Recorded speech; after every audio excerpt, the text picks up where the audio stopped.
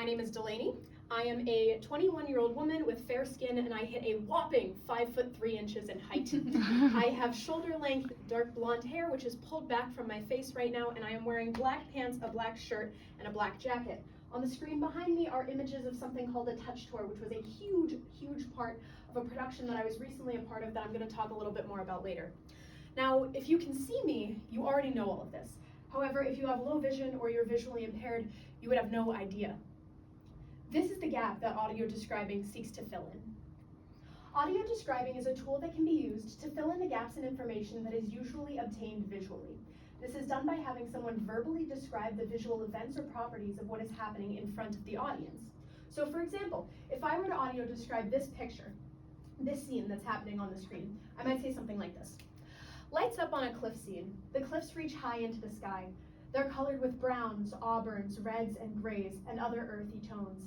In the middle of the cliffs, running through them, is a deep, rushing blue river. Unwisely, a young woman sits in the middle of this river. That's a picture of me sitting in our set for this production.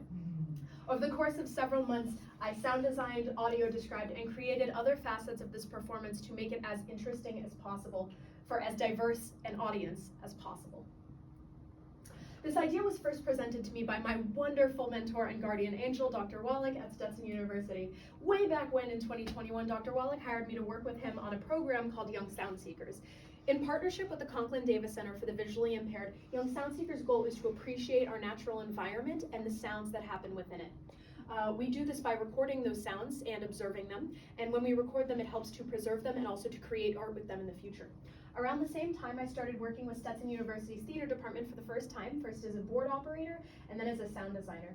This is when my lifelong love of theater began to merge with an interest in accessibility and also an interest in sound design. Nice little choke right in the middle of the presentation. The show in question was Men on Boats by Jacqueline Backus, directed at Stetson by Dr. Julie Schmidt. This show is based on the 1869 true-ish story of Major John Wesley Powell's expedition across the Colorado River and Grand Canyon. These are some images that we used for inspiration. These are images of Powell and his crew, as well as some general visual inspiration that we used for the show. Since these were expeditioners we're talking about, that meant that the sound design was going to require lots of wind, lots of birds, lots of campfires, and lots of rushing water to simulate those river rapids. Which means that this show amounted to over 150 sound cues in QLab. Yeah. So in case you're unfamiliar with QLab is the audio standard in the theater world for cues involving audio and sometimes visual. So what's so awesome about this is that it allows for a sound designer such as myself to compile all of their audio files into one neatly formatted list, such as this. This is part of my real QLab session for Men on Boats. I can program these in with fades and other programming instructions, which allows for me to have maximum creative control, and it allows for minimal room for mistakes when it's passed on to the board operator. It's an awesome software. When I first started working on Men on Boats, I had assumed this would be how I would present my audio descriptions. I thought that I would pre-record them into my little microphone, I would upload them into QLab, coordinate with my stage manager so that when they would get called, it would be at the right time and it wouldn't overlap with any dialogue, and I thought that would be it. I would drop it off to my board operator, and they would play it when it was time, and I would enjoy it from my nice little seat in the audience. But that was until I met Stacia Boyd. Stacia Boyd is the founder and operator of the Central Florida Audio Description Initiative. Their goal and their mission statement is to make arts and culture accessible to people who are blind and or have low vision. I was able to contact Stacia and find her information through Eve Payer, who was one of my Young Sound Seekers colleagues, and I knew Stacia would be absolutely perfect for a project like this because she was a professional audio describer. So she had real-world experience in what I was trying to do for this project for the first time. So we communicated back and forth, and she came in and taught a class at Stetson. There's me and some of the other attendees of the class with Stacia. And she taught a 3-hour condensed version of this class on the basics of audio describing and how I could get started doing this project. So one of the most important things, and the first thing that she imparted to me during this class, was the question of why would someone with low vision, someone who's blind, visually impaired, even want to come to a theater performance, even want to come to an art gallery, even want to come to these very visual performances? And I'll never forget her answer, because her answer was, for the same reason that anybody else wants to. So I'm gonna ask y'all a question really quick. So please raise your hand if you have ever gone to an event because you were super passionate about it. NCUR counts because you were interested and you were excited to go to an event, something you wanted to see, something you wanted to hear, you wanted to talk about, take part in, anything because you were passionate about it. Wonderful, thank you. Now please raise your hand if you've ever gone to an event because your friend dragged you to it, or your significant other dragged you to it, or because there was free food or free drinks, or because it's a Saturday night, so I might as well go to an art gallery and pretend that I understand something about art. Wonderful, you can put your hands down. Thank you very much. People who have low vision or are visually impaired have the exact same desires and motivations for wanting to participate in the arts and culture. They just experience that arts and culture a little bit differently. However, just because they experience these things differently doesn't mean that it should be barred to them or difficult for them to access. It just means that we as creatives need to be a little bit more creative with how we present our creative spaces. Something else that Stacia imparted onto me while she was here teaching a class at Stetson was the value of a live experience. Like I said, when I first started working on this, I thought I would pre-record my audio descriptions and play them back. But Stacia said that it's important that when people take time out of their schedules and even potentially money out of their wallets, it's important that they get to have a live experience just like everyone else in the theater does. Okay, that meant my original plan for playing them back after recording them was now out the window. And considering the fact that we were getting our first look at our audio equipment, I was going to have to come up with a new plan very quickly. The equipment in question were 18 individual audio receivers that could be paired with a single audio transmitter from the company B&H. A set of about 6 of these was $239. There was a wide range of options. These were actually the cheaper ones, and we chose that so that we could get as many of them as possible. So like I said, set of 6, $239. Via this antenna, the audio transmitters can receive and send signal out to all of the audio receivers, which then play them back via earbuds that can be plugged into them. This means that anyone who wants to use audio descriptions can listen in peace, and anyone who chose not to use them wouldn't hear them. So this is what we used on the day of. We connected a wireless microphone to the transmitter, which I kept in a booth above the seats of the theater. This booth is where I would eventually give the live audio descriptions from when I did them. I actually did the live audio descriptions side by side with my stage manager while she called the show. So while she was calling deck cues, sound cues, and my own sound cues and lighting cues, I was simultaneously reading live audio descriptions next to her into the wireless microphone, which went into the transmitter, which went into the receivers. We actually found that this was a really cool and exciting part of the process and a really cool collaborative moment in theater, because we found we often spoke at the same time and it kept us both on our toes. What one would think would be really distracting was actually really beneficial for both of us, and we enjoyed it a lot. So when it comes to the actual writing of the audio descriptions, I did most of them during Tech Week. Now, if you're not familiar with the theater concept of Tech Week, I'll explain it to you a little bit. So Tech Week is also referred to as Hell Week. It is simultaneously very overwhelming and very rewarding. Tech Week is when all of the technical aspects of a show, so sound, lighting, set, costumes, makeup, come together for some of the first times with the performance aspects of a show. So actors, actors, lines, and blocking or movement. So like I said, very fulfilling, very frustrating. It's prone to a lot of overwhelming moments for sure, but also very beautiful. So this was when I would work on my audio descriptions. I would sit in the audience and I would write them and I would rewrite them and I would draft them and redraft them based on what I was seeing on stage during the tech rehearsals. And then I would sit in the front row with my little audio description notes and I would mutter them under my breath while the actors were trying to rehearse a scene during Tech Week, which I'm sure was not distracting or annoying at all. They love me over there. Once we were done writing them out and practicing them, we decided to test the receivers. So my wonderful production manager, Krista, and my wonderful tech director, Patrick, helped me out. I sat in the booth and I read the audio descriptions of one of our tech rehearsals. They listened in over headphones, and once I got the thumbs up from them, I knew that our test had been successful and they had been able to hear me. Once that was done, I knew that Tech Week was coming to a close and the accessible performance was fast approaching. Men on Boats ran from February 16th to February 19th, with the accessible performance being on the very last day to really build up that tension.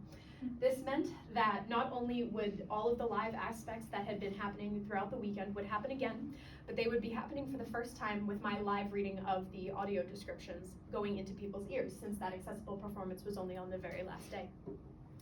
I adore live theater, but it can often feel like there is no place to hide, and it was certainly true in the case of Men on Boats. Now, something else that we worked on a lot that I briefly mentioned at the beginning of this presentation was the touch tour. The touch tour was an incredible part of this project and probably my favorite part. What a touch tour is, it was something that was encouraged for us to do by Stacia, and it is basically a part of the performance, the pre-performance, where invited audience members are able to come up and touch and feel pre-selected props, costumes, even set pieces to get an image of them in their head of what those items look like and how they're going to function in the show. So when they come up in scenes, they're able to understand a little bit more about what they are and what is happening on stage, even without seeing them.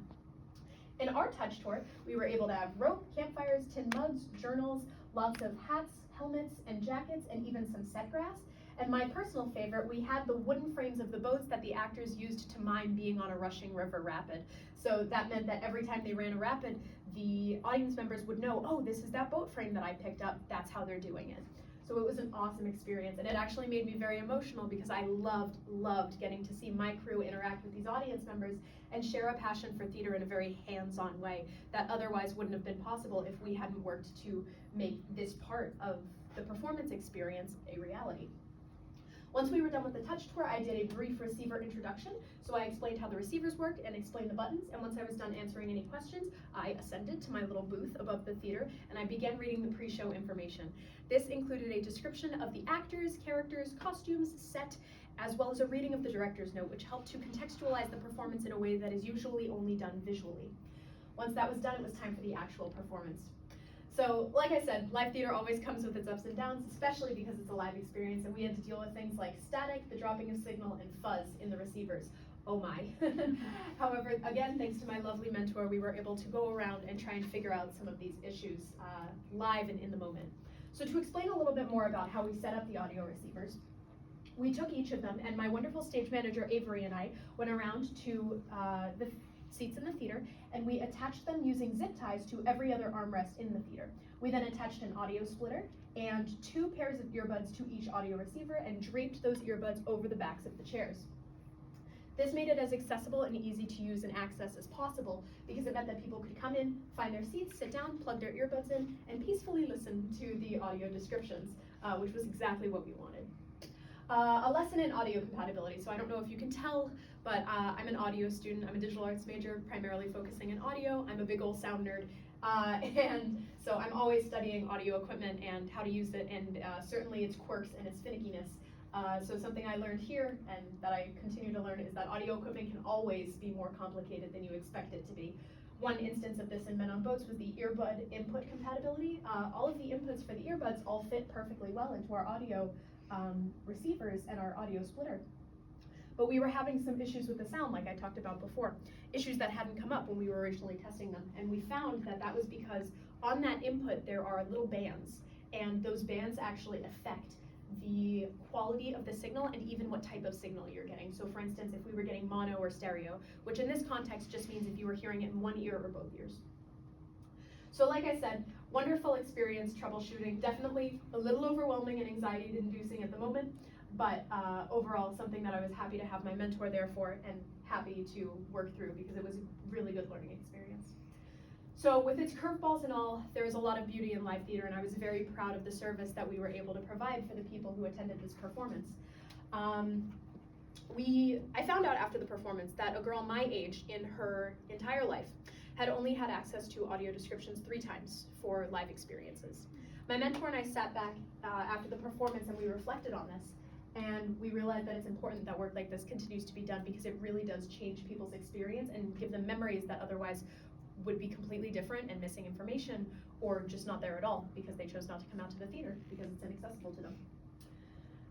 I want to leave you with one more point, which is the future of accessibility in theater at Stetson and beyond. The future of accessibility in theater at Stetson and beyond looks bright. We just have to be a part of it. So at Stetson, the sound designer who is currently working, it's no longer me since I will be dust in the wind in about a month when I graduate. So, so sorry if that was an uncomfortable joke for anyone. So I do graduate in a month, so they have a new sound designer, and she has also taken this class on audio describing, so it's a skill that she has, and if she continues to keep it going next year and beyond, it's a skill that we can pass down, and a skill set that hopefully we can see in Stetson productions for many years to come, because this was actually the very first accessible performance in Stetson history.